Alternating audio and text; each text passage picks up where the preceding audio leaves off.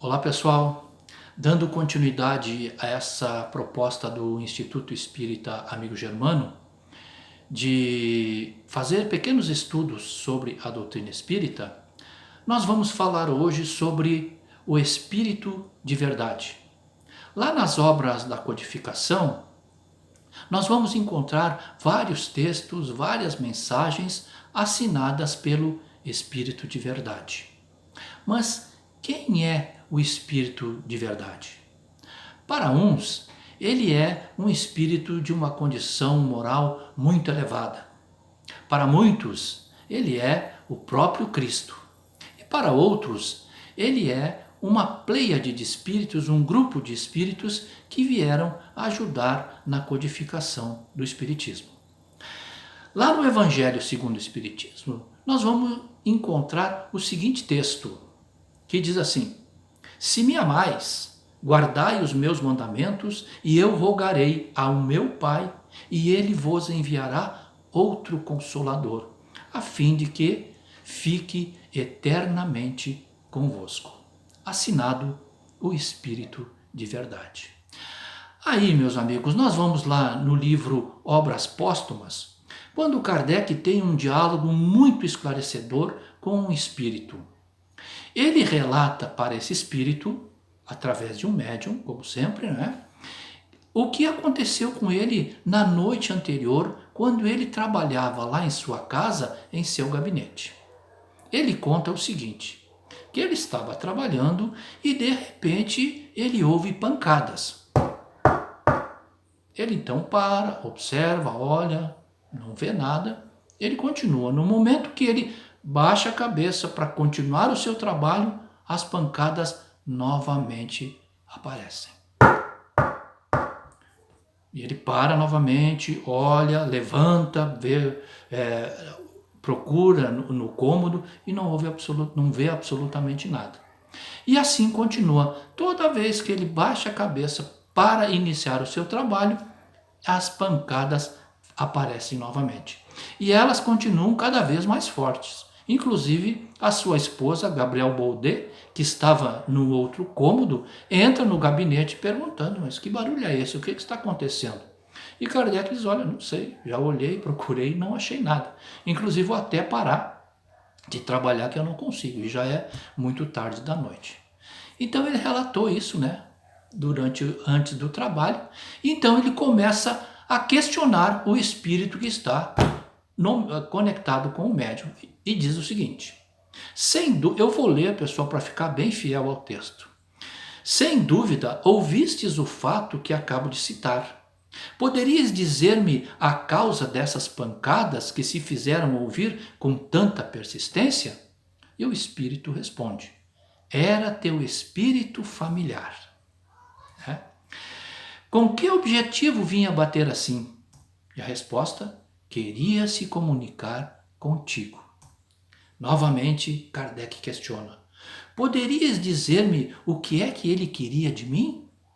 E o espírito responde, podes perguntar a ele mesmo, porque ele está aqui. O mesmo espírito que estava lá está agora ali no trabalho. Podes perguntar para ele.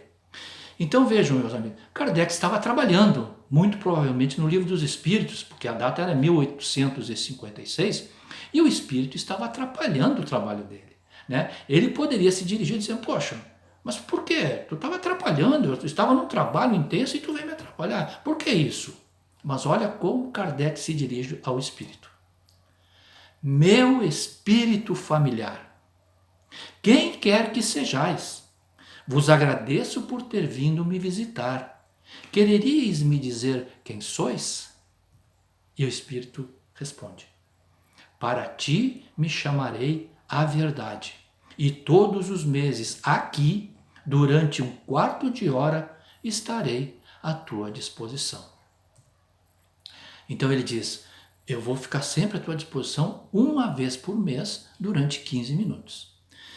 E aí Kardec continua perguntando, ontem, quando batestes enquanto eu trabalhava, tinhas alguma coisa para me dizer? E a resposta, O que tinha a dizer-te era sobre o trabalho que fazias. O que escrevias me desagradava e queria te fazer cessar. Então vejam, aí Kardec, lá no fim desse texto, ele explica que o Espírito disse a ele que o texto que ele estava escrevendo, entre a 8ª e a 30ª linha, havia um erro. Poxa, ele podia ter dito, né? O erro está ali, né? Ele disse, não, vai procurar, está lá entre a 8ª e a 30ª linha. E Kardec então conta que ele realmente acha um erro, só que ele não diz qual é o erro.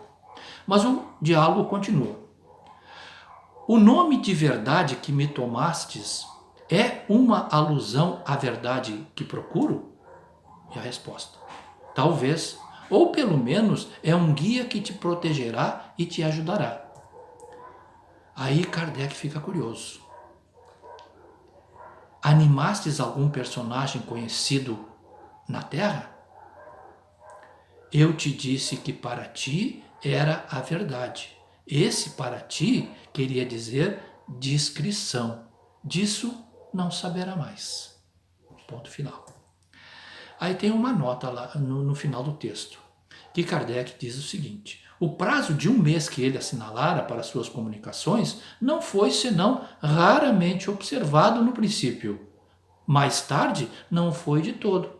Poxa, ele se dispôs que ele está uma vez por mês durante 15 minutos. Então Kardec diz que no início, de vez em quando ele aparecia, depois no final ele não apareceu mais.